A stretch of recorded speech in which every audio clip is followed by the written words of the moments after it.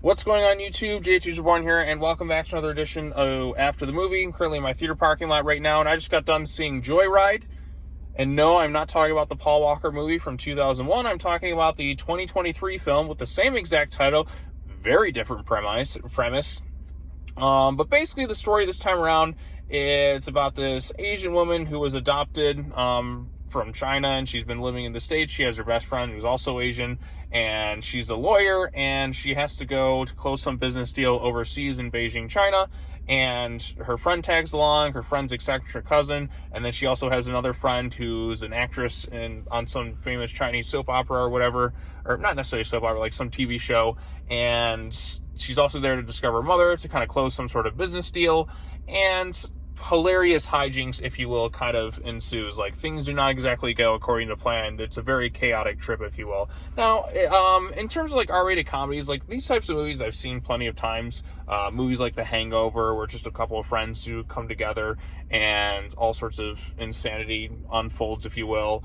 This movie's kind of more in that vein. It was surprisingly funnier than I expected going into it. Now, not every joke is going to land, and I don't think this movie is going to be for everybody, but the jokes that do land, like I said, there's more hits than there are misses in this thing, and there's maybe a few that I think actually landed quite well. There's one involving a tattoo, which I won't give away in this video, that I think had probably the biggest reaction in my theater. So my theater, was casually laughing throughout the course of the movie. And like I said, there's a lot of jokes that did get me. The actress who has like kind of a bit of a raunchy past, if you will, is dating this other guy who's like super clean, abstinent and all that. And like, honestly, he was probably the funniest part of the movie. Then you have kind of the main lawyer woman who's the lead character of this movie. She has her best friend who's kind of the really like the real vulgar one of the group, and like pretty much unfiltered throughout the course of the entire movie, with just kind of how she is, and doesn't really take too much responsibility. He's kind of a bit of an agent of chaos. And you have kind of the fourth one, who's kind of the weird, awkward one. If we were comparing this to, say, the Hangover group, the awkward one would basically be the Alan of the group. It's kind of the way, like a base, kind of like that, more of that archetype, if you will, kind of the weird outcast one of the group. So it's just kind of the four of them. And I guess the main actress would be basically the Ed Helms of the group, with a bit of a raunchier side, and then, the other one would be, I don't know, but yeah. So like I said, this movie, like, there's more hits than there are misses in terms of the humor. Not every joke works, and I don't think this is gonna be a movie that's gonna necessarily be for everyone. But there's some surprises in there. Baron Davis shows up at one point, and he has kind of a funny cameo, if you will. And there is like one scene that does have a bit more emotion to it than I was anticipating, about trying to like come to terms with a more serious situation. I won't give it away, but I thought that scene worked quite well, and I thought the four lead actresses had pretty good chemistry with one another. I didn't really recognize like anybody in this movie, by the way. The only actor I did recognize was that guy from like those I am a surgeon memes, the Dr. Han. So I recognized him, and Baron Davis, of course, because he played in the NBA and all that. But other than that, like I said, it was mostly a bunch of actors who I'm not quite familiar with. And there is a bit of a mean-spiritedness with some of the humor in the film. And I think like when it starts out, I'm like, okay, this is kind of what I'm into. Something a little bit raunchy, mean-spirited, definitely very vulgar in terms of the dialogue and some of the situations that they go through. There's one thing where they have a wild night, if you will, with a bunch of basketball players, and it doesn't quite go according to plan. There's other scenes where they're ingesting large amounts of drugs, and that kind of affects them throughout the rest of the film. Some plot elements don't necessarily pay off so much, because it feels like they're setting up for kind of something earlier on, and then it kind of just gets whisked away after some video goes viral. And that's probably the best joke in the whole movie, is what it is in this scene. A lot of the humor is a bit of a fish out of water, because you have the one lead actress who was adopted by two white people, if you will, and like everyone in her friend group kind of just roasts her. Like I said, there's a lot of roasting of different races in the group. Like I said, white people are major targets. Chinese people are at times, Korean people are, and, you know, this is made by, like I said, it's an all Asian cast primarily, outside of maybe 2 people who were Caucasian, in the leads, if you will, or like maybe like 3. So like I said, it's a bit of that type of humor. So, and I think some people will probably come away a little upset, feeling offended or anything like that. Nothing really offended me. Like I said, it's just an R-rated raunchy comedy, and more jokes land than they do miss. So overall, I do think maybe if you're looking for something with a few laughs, then I think you may come away enjoying it. Like I said, I think the funniest character in the movie is probably the guy, who, like the one actress's like boyfriend, who was a very pure abstaining guy.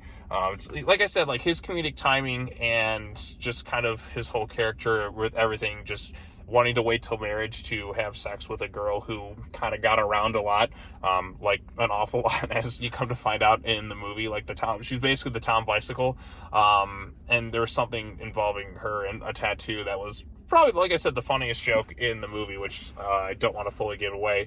I know, just like trying to describe it just seems kind of weird and strange, but like I said, it does actually work pretty well. So, but like I said, there's more hits than misses with the humor. And again, with comedy like this, it's subjective whether you're going to laugh at it or not. Sometimes the characters can get a bit annoying, and like there's this sense of trying too hard. But the jokes that do land, I think, land well enough. And if you're looking for a somewhat enjoyable, like R-rated comedy, I don't think this is like an all-time classic. I wasn't crying at any point in the movie, like tears of laughter from laughing so hard. But I did laugh a few times, and like there's a few moments where I laughed, you know, a good amount. So, like I said, for a comedy's main goal is to make you laugh. This one made me laugh more than it made me go, huh? So I am recommending it for, like, you got to know what kind of movie you're getting to. I don't think it's as funny or iconic as something like, say, The Hangover, with some of the stuff that happened in that one. But it definitely goes the raunchy route in some instances. But like I said, there's more hits than misses with some of the humor, and it wasn't half bad. It wasn't half bad. So it was better than I expected. So that's all I can really say about it. So comedies are kind of tougher to talk about because either the jokes land or they don't. And again, it's based on personal preference, like depending on what type of humor you're into. But for me, like I said, there was more hits than misses. So there you go. It's, you know, a slightly positive recommendation for this one. It's kind of like No Hard Feelings that I saw last week. Although I think this one I laughed a little bit more throughout than I did No Hard Feelings. But with No Hard Feelings, a little bit more invested in the 2 lead characters' relationship and how that kind of played off each other. Here, like, the plot does get kind of predictable in a lot of ways. Like, like there's like a third act breakup, if you will, and you just know it's going to get resolved in a rather easy kind of sort of way. Like a lot, like that start part gets kind of tropey a bit, and so I just kind of groaned at one point. I'm like, yeah, this is just gonna, it's something we've seen like a million times, and like, you know, somebody was keeping information from somebody and then it's revealed at like the worst possible time, and they just kind of, it's like going through the motions in regards to some of that kind of tropiness. And that's where the movie kind of drags a bit, but it does have an interesting payoff there, and like I said, there's some funny bits throughout the movie. So I think some people will come away enjoying it quite a bit.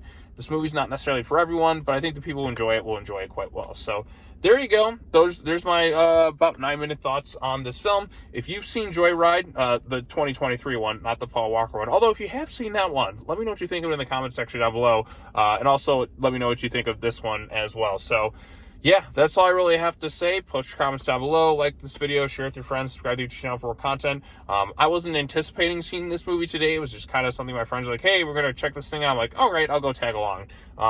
But yeah, that's really it. So, positive recommendation enough for me. Not something I'm going to rush back to go see, or something I'd probably like watch again unless it's on TV, maybe a few years from now or something like that. But it was enjoyable enough. So there you go. At least it's positive and not negative. So, yeah. And you know what? Unlike my Insidious, the Red Door, theater going experience yesterday, where it was just the worst people imaginable, this one was pretty chill. And I'm happy for that. So there's a win that way. So maybe because it's a different theater. But then again, I've had bad experiences at this theater too. So I don't know. Maybe just because it was a little bit more of an adult audience. So kudos to that. All right, well, I've rambled on long enough. Post your comments down below. Like this video, subscribe. As always, take care now. Bye-bye then, and I will see you all in the next video. Peace.